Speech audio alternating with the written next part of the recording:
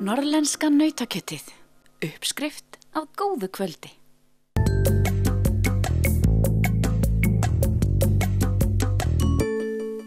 Gamli bæjarhlutinn á Blönduósi á sér langa og merkilega sögu sem varðveitt í gömlum húsakosti og heilstæðu svipmóti byggðarinnar.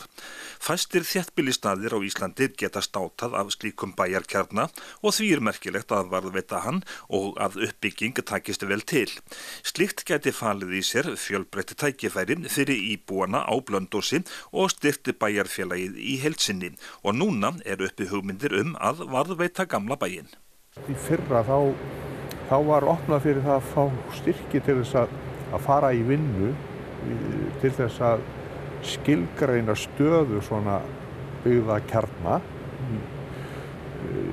í sem sagt gamla tímanum og við sóttum og fengum styrk og það hefur verið unni núna í því að sem sagt gera greinagerð stöðu þessara gömlu byggðar. Og í framhald af því yrði tekin ákvörðun hvort að þessi gamli byggðakjarni hérna yrði gerður að verndarsvæði byggð. Við erum í rauninni með 17 hektara svæði sem að hérna sem sagt svolítið fyrir hérna mestu gömlu byggðina. En ef að verður farið út í þetta, hvað þýðir þá það sem sagt fyrir eigendur húsanna? Þetta svona alltaf í friðun? Já, það er náttúrulega þó nokkuð mikið af húsunum sem eru komin í það að vera friðuð og þá möguleiki á að komast inn í sem sagt að fá styrk úr húsfriðunarsjóði. En þetta myndi auka það því leyti til að það eru í rauninni tvenns konar styrkmöguleikar, bæði frá húsfriðunarsjóði og eins í gegnum byggð á þessu nýju lögum.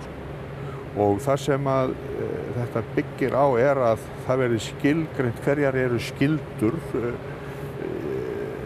sem eru að endurbæta húsin og eins hvaða möguleikar eru á hugsanlega byggingum. Það þarf að vera í þessum anda og þessum stíl sem gamli bærinn Þannig að það verða svona ákveðin svona takmarkanir í því en það komast síðan þessi möguleikar á móti að fá sem sagt aðstoð við það að gera þetta upp og varðveita þetta.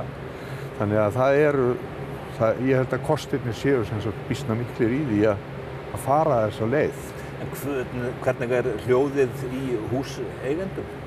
Það náttúrulega við vorum með sem sagt íbúafund í gær sem vorum að kynna stöðunni eins og hún akkurat núna.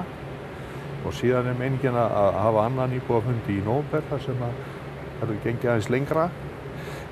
Þetta hefur verið svona svolítið í umræðunum. Ég heyri ekki annað en að sé tiltölulega jákvætt viðhorf. En auðvitað eðlilega að menn velta fyrir sér hvað þetta þýði.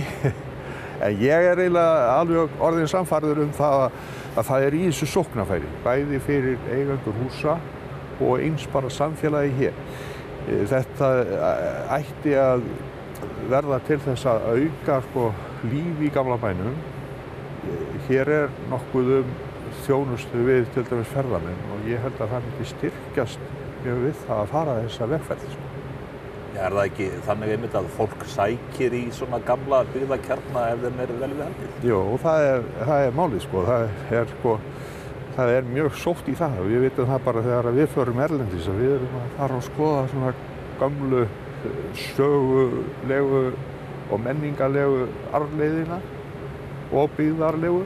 Þannig að það alveg sama með útlendingar sem koma hingað, þeir sækja í svona svæði.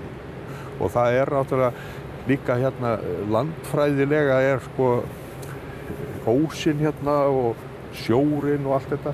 Þetta mjög áhugavert fyrir útlendinga og þeir eru mjög mikið til dæmis núna þá labba þeir hérna með ánni að ósnum og að sumrinu þá kemur maður aldrei hérna niður á ósnum sem sé einhver slætti af útlendingum að taka myndir og það mikið fuglalíf hérna og þetta ætti að geta spilað mjög vel saman.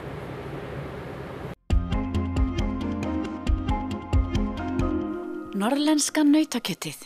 Uppskrift af góðu kvöldi.